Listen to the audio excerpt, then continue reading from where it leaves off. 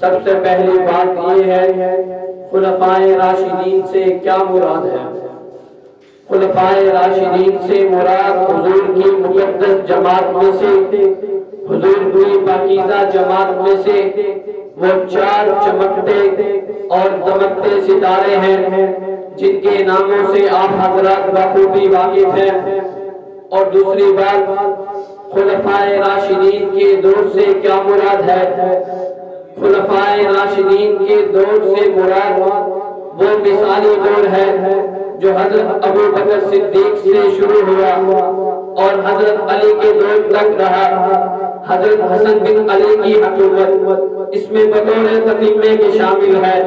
یہ کل زمانہ 30 سال ہے۔ اس کے بارے میں ایک صحیح حدیث ہے، الخلافۃ فی امتی 30 سنۃ ثم تکون ملکا بعد ذلک۔